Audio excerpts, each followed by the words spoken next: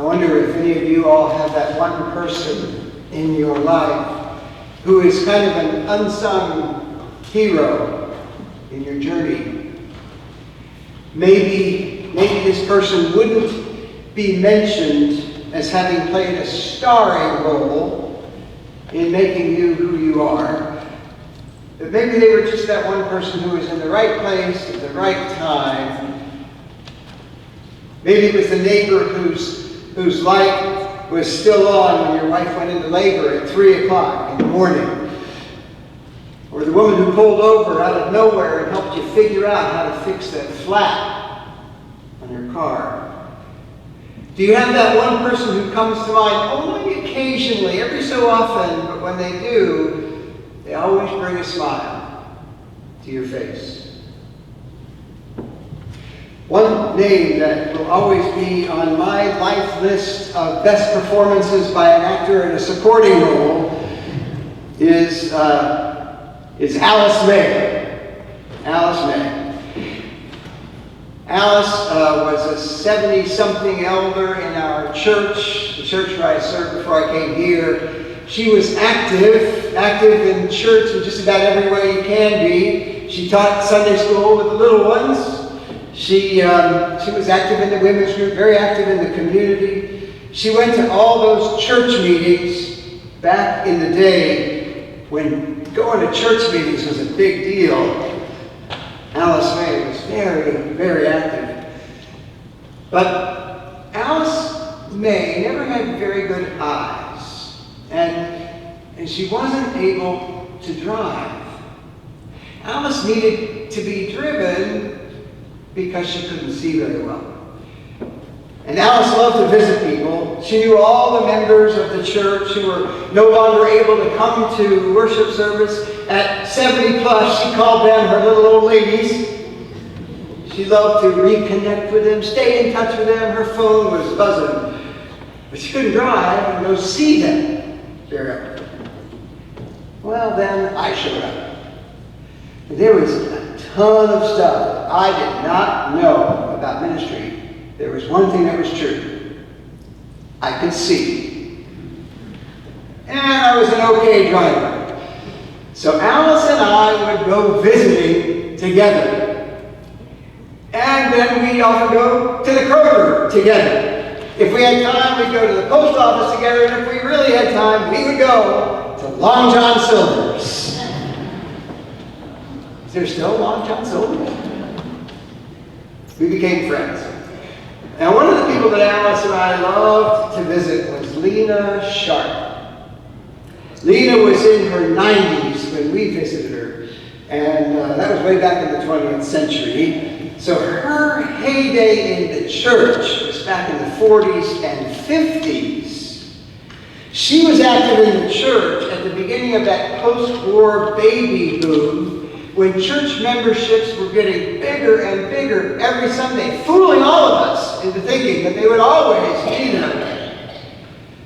And there was that one particular Sunday when things were really big. It was Easter Sunday, 1947. You think Easter is a big deal now? Well, Easter was really big back then.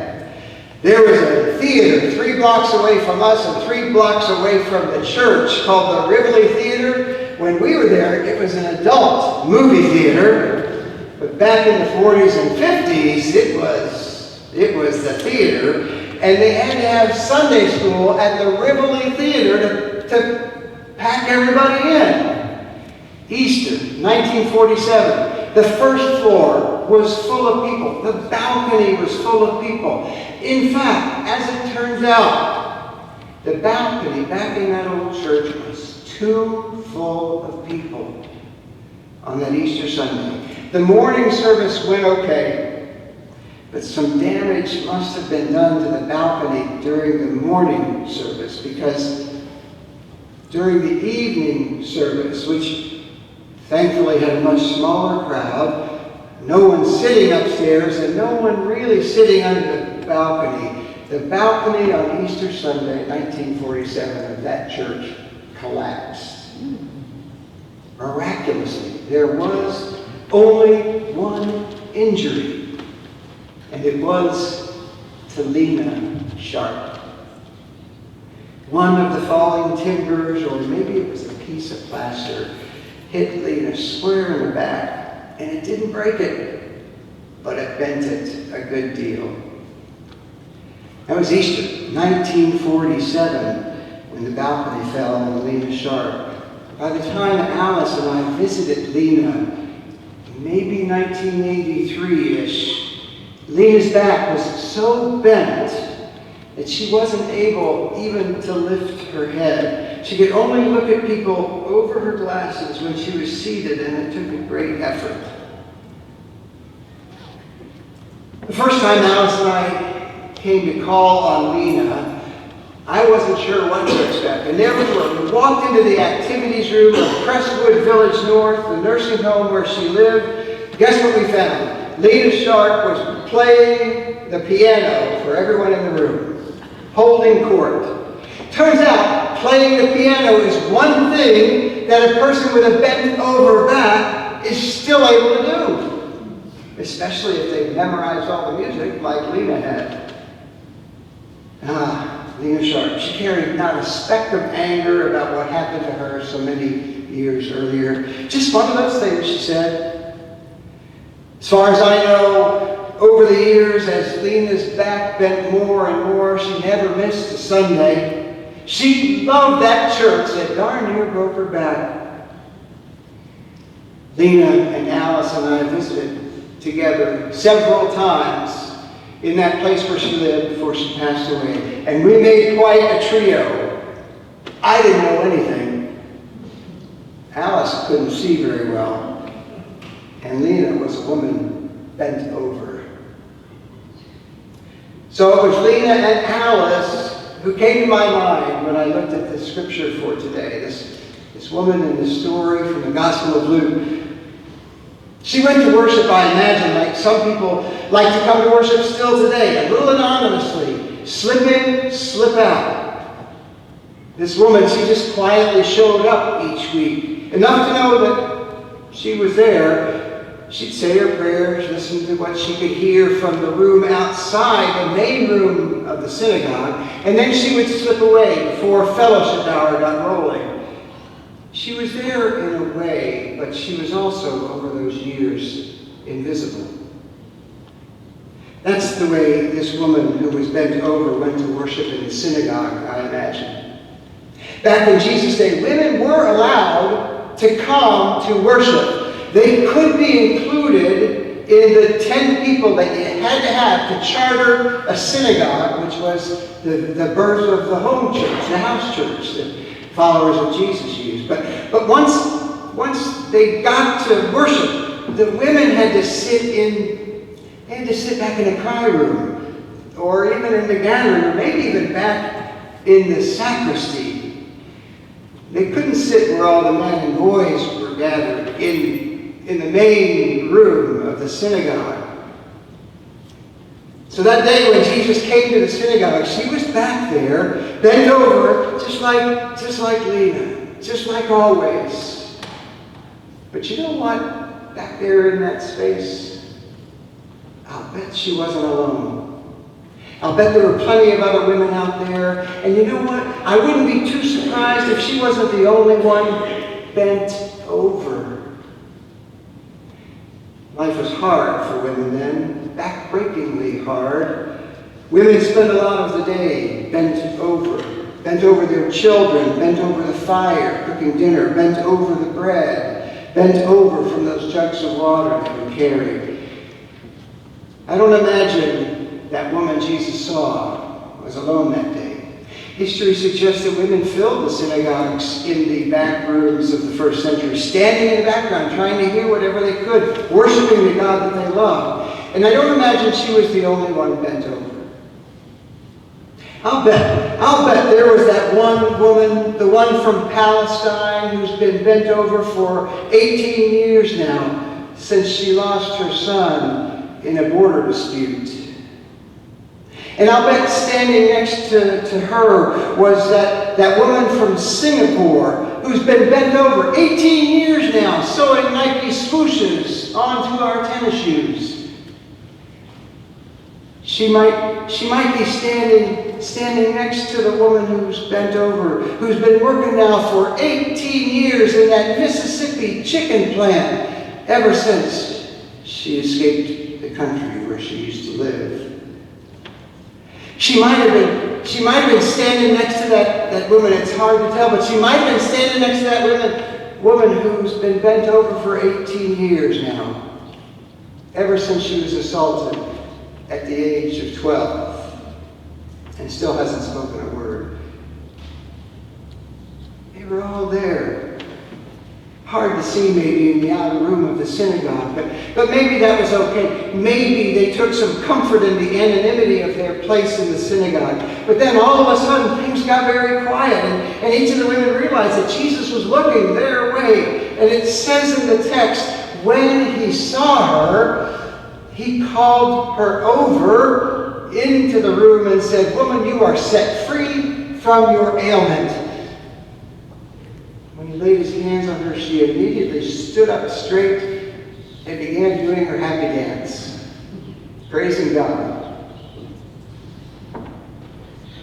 Now, we've heard how the story goes on from there, the way Brian read it. Jesus and his fellow Pharisees, they get into an argument, a midrash, if you will, about how to hold together two things that are both very important in the Jewish tradition: Sabbath and healing. Two important things. Remembering the Sabbath and healing those who aren't well. We can't really blame the leader of the synagogue too much for being just a little bit miffed at Jesus. From his point of view, the worship service had been interrupted by someone who is interested in healing the woman, to be sure, but who also seemed to be interested in making a point. So the leader of the synagogue points out that Jesus had broken the rule. 6 whole days you've got. She's been bent over for 18 years. You could have healed her on one of those 6 days. It didn't have to be a day. He's got a point. This was no emergency. But Jesus came back when he responds, "Before this day is over for every one of you, you will untie your beasts of burden in order to give them a drink of water. Ought not this woman, a daughter of Abraham," he names her, "who has been tied up, bound for 18 long years, be given the same opportunity to be untied from her heavy burden, even if it's on the Sabbath? Doesn't she deserve at least as much consideration as your donkey and your oxen?" Can't you hear Jesus and the Pharisees going back and forth on this one?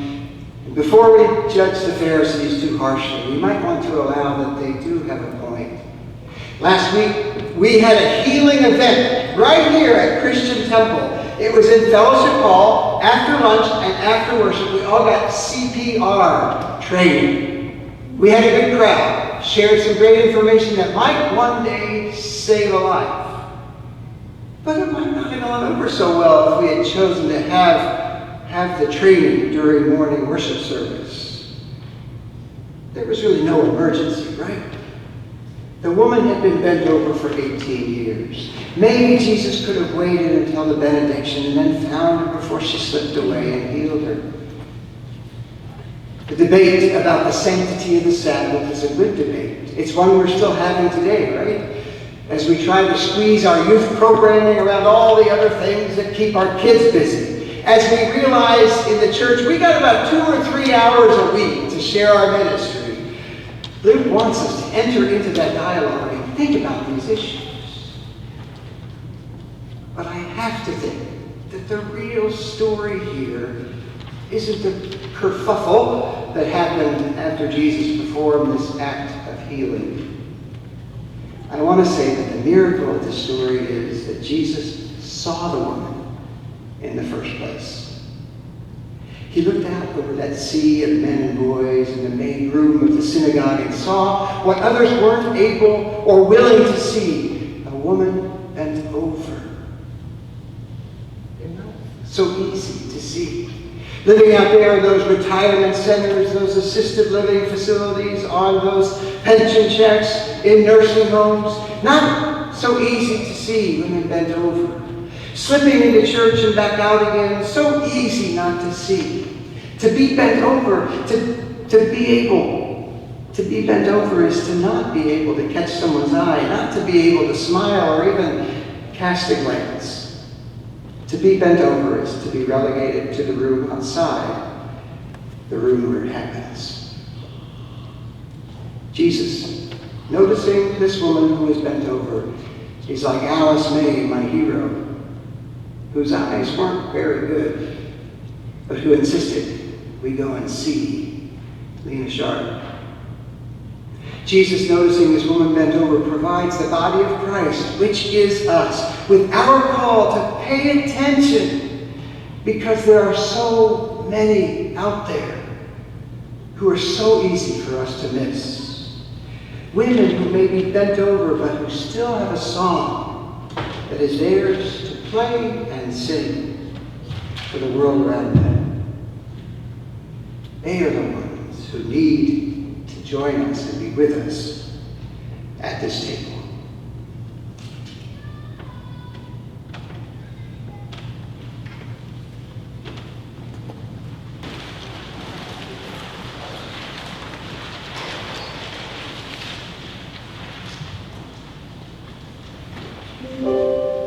Come, you who are blessed by my Father, inherit the kingdom prepared for you. For I was hungry, and you gave me food. I was thirsty, and you gave me drink. I was a stranger, and you welcomed me. I was naked, and you clothed me. I was sick, and you visited